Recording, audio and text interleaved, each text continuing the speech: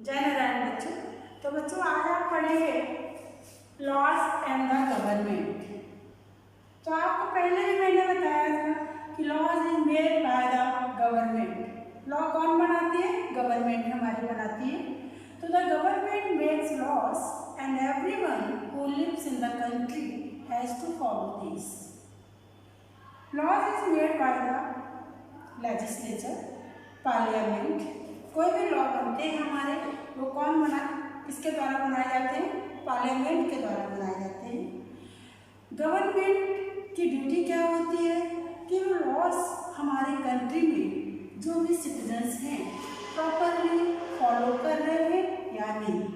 This is how the government function.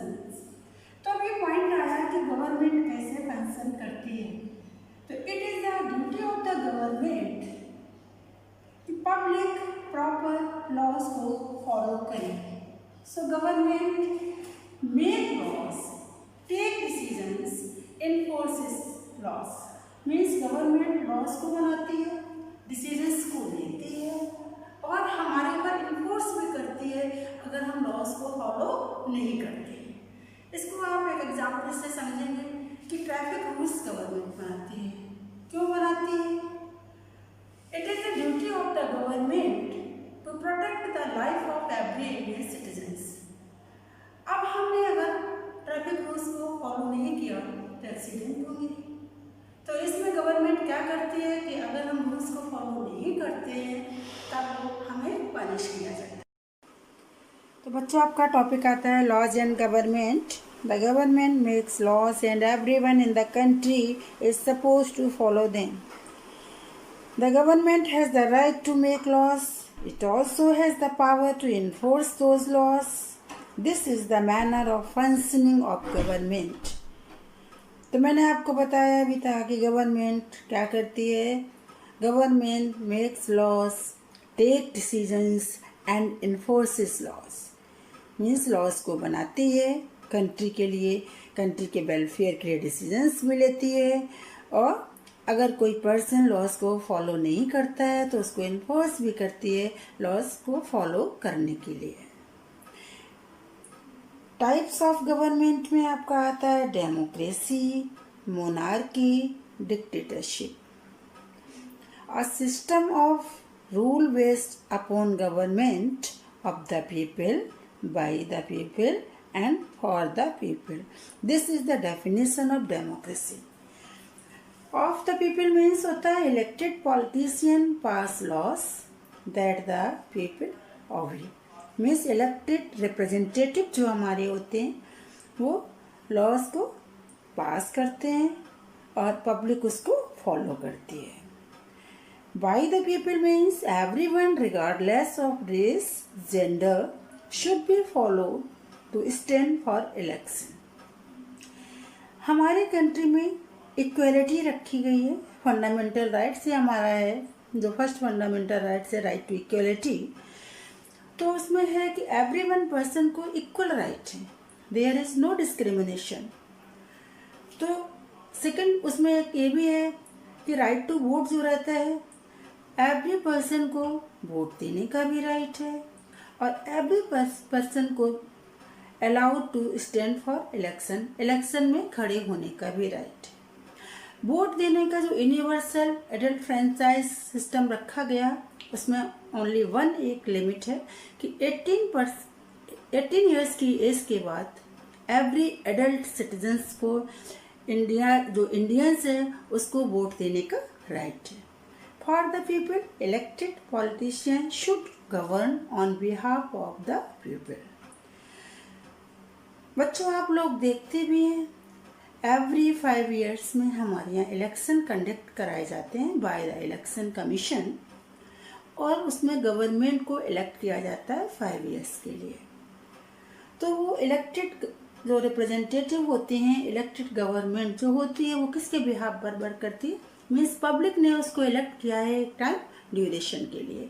तो ये आपका ही डेफिनेशन है डेमोक्रेसी की।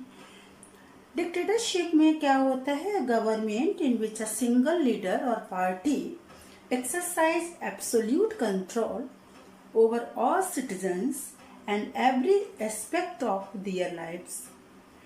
In most cases, this absolute power is exercised in a cruel way. Democracy में आपने देखा था कि पब्लिक इलेक्ट करती है। डिक्टेटरशिप में क्या होता है, सिंगल लीडर होता है, उस सिंगल पर्सन के पास में एब्सोल्यूट कंट्रोल होता है कंट्री को गवर्न करने के लिए।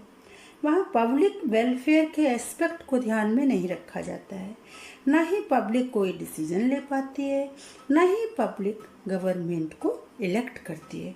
इसमें आप डिक्टेटरशिप में 2 नेम आप बहुत अच्छे से आप जानते होंगे, हिटलर एंड मुसोलिनी। तो ये आपके एग्जाम्पल हैं डिक्टेटरशिप टाइप के जो गवर्नमेंट रहती है। थर्ड आपका आता है monarchy. A monarchy is a form of government in which the ruling power is in the hands of a single person. Monarchy में क्या है, पावर किसके पास में, इसमें भी सिंगल पर्सन के पास में होती है। Most monarchies have been ruled by kings usually with the help of a council of advisers.